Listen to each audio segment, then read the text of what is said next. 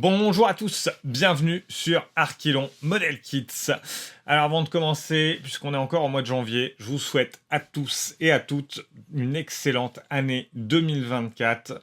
Bien sûr de la réussite tant personnelle que professionnelle dans tous vos projets. Et puis bien sûr la santé avant tout, et puis un petit peu de pognon.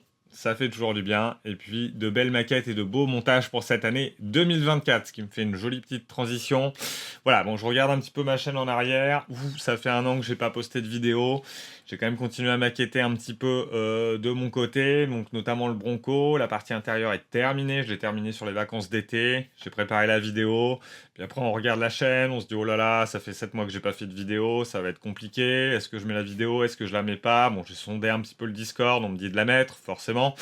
Donc, vous savez quoi, cette vidéo-là que vous regardez, ben, je vais la mettre, forcément. Puis je vais essayer de reprendre un petit peu l'activité. Là, l'année 2023 a été un peu compliquée pour moi. J'ai un petit peu, voilà, je vais être honnête, hein, j'ai un petit peu perdu le mood de la maquette, de faire des vidéos, de faire du montage. Ça prend beaucoup de temps. Il y a mon nouveau boulot. Bon, maintenant, ça fait plus de 2 ans qui a pris une bonne place aussi, c'est normal. Voilà, je finis un peu plus tard qu'avant. Je commence un peu plus tôt. C'est un peu fatigant. Donc, le soir, se remettre, faire des vidéos, des plans, etc. C'est comme un deuxième travail. Le montage derrière, pareil. Là, vous voyez, il fait nuit. Il est déjà assez tard. Mais voilà, je voulais finir cette vidéo et puis la mettre. Et puis essayer de reprendre l'activité. J'ai fait quelques tests là avec du Twitch en live, mais c'était une idée débile, hein. Des fois on a des idées qui sont bonnes, des fois on en a qui sont mauvaises. Quitte à faire du live, mon ami, je me parle à moi-même, bah autant les faire sur YouTube. Donc je vous en ai planifié un vendredi de la semaine prochaine, parce que là on est dimanche soir. Donc ça dépend au moment où vous verrez la vidéo, mais donc le live sera vendredi 26 janvier, si je dis pas de conneries, à 21h. Il est déjà planifié, c'est bloqué. Il me reste plus qu'à faire quelques petits réglages. Maintenant j'ai la fibre, alors ça devrait se passer quand même vachement mieux. Mais voilà, donc mauvaise idée. Si vous avez entendu parler de Twitch, etc., j'avais fait un post aussi là-dessus. Bon, en tenez pas compte, tout ce qui est maquette va rester sur YouTube. C'est vraiment très logique. Je vais pas vous demander de partir sur un autre support. Ça n'a pas d'intérêt. Quitte à faire du live, je peux aussi bien le faire sur Twitch que sur YouTube. Ça ne, finalement, en fait, ça change rien pour moi, quoi. En fait. Donc voilà, je vais reprendre les lives. Ça sera peut-être un modèle plus facile pour moi parce qu'en fait, il n'y a pas de montage. C'est-à-dire que si j'avais pas de montage à faire, ce serait facile de vraiment que maqueter. Mais à chaque fois, quand on se rajoute, dire ah oui, mais il faut que je mette les caméras, il faut que je filme comme si, qu'est-ce que je vais montrer, il faut que j'y réfléchisse, tout ça. Bon, voilà, des fois, ça m'a un peu freiné. Et sur l'année complète de 2023, ça m'a totalement freiné. Donc voilà, bon, comme je vous ai dit, j'abandonne pas et j'abandonnerai pas. Si un jour c'est le cas, je vous le dirai franchement. C'est vrai que là, je vais pas donner beaucoup de nouvelles, donc je m'en excuse, mais tout va bien pour moi. Tant sur le plan personnel que professionnel, rien n'a bougé. C'est juste une question de temps et de leitmotiv. Bon, j'aimerais bien, là, ça me manque un petit peu. Je regardais quelques-unes de mes vidéos hein, et je me disais, merde, quand même, notamment le diorama du KV1. Je me disais, putain, c'est quand même con de pas poursuivre ça avec vous. Et puis, ça me manque aussi hein, toute la partie discussion qu'il y a avec vous, les lives qu'on a pu faire où vous m'avez envoyé vos créations en photo, voilà, tout ça. Donc, voilà, tout ça, ça me manque quand même. Clairement. Donc j'ai envie de reprendre. Par contre, je reprendrai à mon rythme. Je vous promets rien, etc. Je pense que l'idée de faire une vidéo par semaine, c'est même pas la peine d'essayer. J'ai essayé hein, en mode un peu vlog et tout, mais c'est trop de boulot parce qu'en fait, finalement, il y a quand même du montage de partout. J'arrive pas à vous livrer les vidéos comme ça, brutes de pommes. Donc l'autre moyen, c'est pour être de faire des lives plus réguliers. Donc ça, on va voir. Je vais essayer. Faut pas non plus que ça devienne un truc hyper redondant où on se retrouve toujours avec les mêmes questions. Voilà. Peut-être qu'un live par mois, je pense que déjà, ça serait très bien. Voilà. Donc là, je vous en ai mis un pour fin janvier. Comme ça, on va se souhaiter tous ensemble la fin d'année, reprendre le contact. Je pense que toutes les semaines sera un petit peu too much. Je pense qu'on reviendra toujours au même, mais moi j'aurai pas le temps assez d'avancer. Je pense reprendre un peu aussi les vidéos en mode partie par partie, comme je l'ai toujours fait, ou des full build qui demandent du temps, mais quitte à vous envoyer une vidéo que tous les 3 mois, mais ça sera toujours mieux que tous les ans. Voilà, enfin, faut que je vise un truc qui est possible pour moi, donc on va voir comment se passe l'année 2024, déjà première reprise de contact, ce petit live. Voilà, donc je vais arrêter mon petit blabla, ça fait 4 minutes, vous vous doutez bien que personnellement, j'aimerais bien pouvoir faire que ça, mais je peux pas. Donc voilà, rassurez-vous, je suis toujours là. On essaye un petit peu avec les lives une fois par mois, voir ce que ça donne. Je pense que c'est honnêtement tenable. À côté de ça, j'ai bossé, vous allez voir, la DeLorean qui est en cours. Bon, j'ai fait quelques lives Twitch dessus pour tester, mais comme je vous ai dit, c'est une connerie. On va rester sur du YouTube. Quitte à faire ça, je le ferai sur YouTube, je me répète un petit peu. Donc voilà, là, ce que vous allez voir tout de suite, ça va être le Bronco, puisque j'avais quand même fait tout un tas de séquences et toute une partie de montage. Il y en a pour 4 minutes, je vous laisse regarder ça. L'intérieur est terminé, vous allez voir un petit peu toutes les étapes comme d'habitude, et on se retrouve juste après.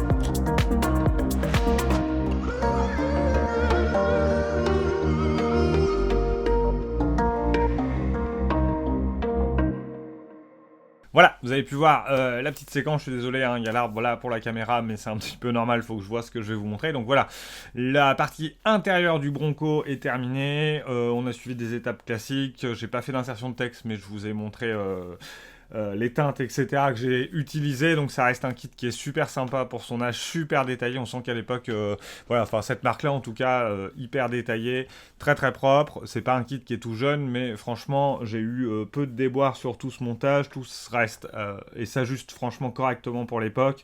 Il n'y a vraiment pas de difficulté. Voilà, il est un peu long à peindre et autres parce qu'il y a pas mal de couleurs à l'intérieur.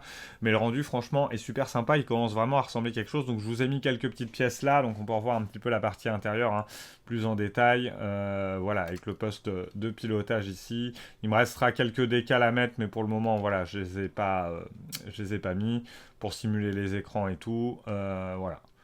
Donc, plutôt sympa. La petite machinerie qu'on voit ici, là, avec les petits serveurs. Je vais vous montrer l'autre côté. Hop, alors, attendez, je vais peut-être vous faire un petit peu de zoom. Voilà, ça va être mieux comme ça. Donc j'ai fait une légère patine à l'intérieur, plutôt poussiéreuse, puisqu'il sera représenté dans un environnement, on va dire, désertique, hein, parce que j'ai toujours la même idée, je suis là, c'est de le poser un petit peu sur un diorama en mode un petit peu déminage, avec, vous savez qu'il a une grosse grue à l'avant, etc. Donc l'objectif, c'est de montrer ça déployé. Puis pour la partie intérieure, voilà, alors beaucoup de... je me suis posé beaucoup de questions sur les couleurs à utiliser. Il y a peu de photos de référence de l'intérieur du modèle, donc finalement je suis parti sur un gris.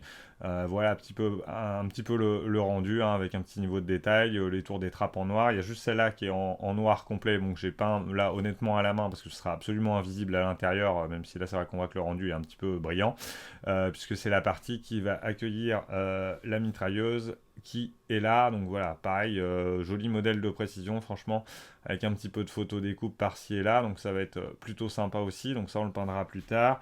Autre exemple de pièce, voilà quand même pareil avec de la photo découpe, donc ça c'est le pare-choc qui va venir à l'avant, donc c'est franchement plutôt bien détaillé. Pareil pour la partie capot.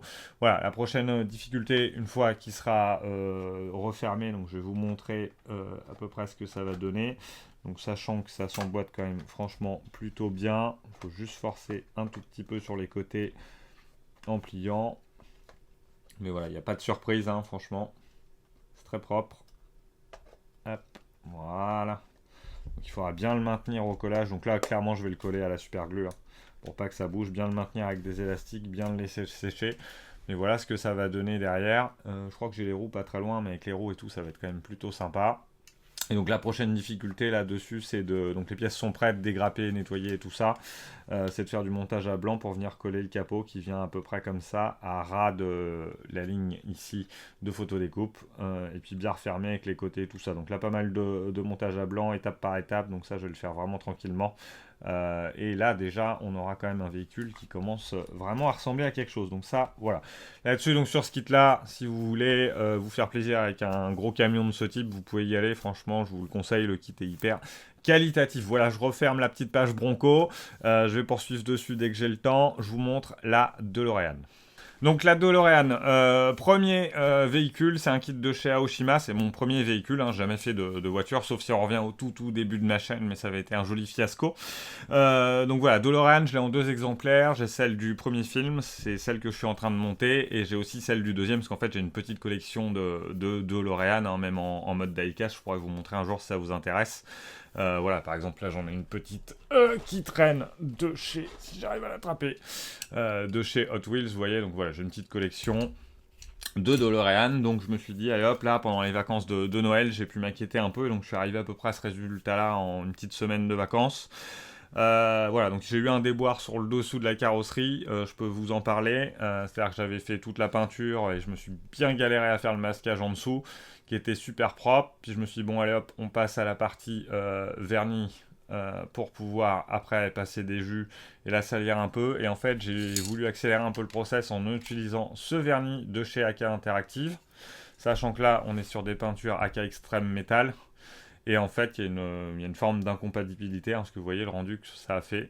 Ça a bouffé un petit peu toute la peinture métallique. Alors je vais passer un peu en zoom, parce que sinon il a un peu de mal avec le focus. Mais vous voyez, ça m'a bouffé la peinture. Voilà, donc bon, J'ai pas vraiment envie de la refaire, sachant que ça sera en dessous et que bon, honnêtement, on va pas franchement la retourner souvent.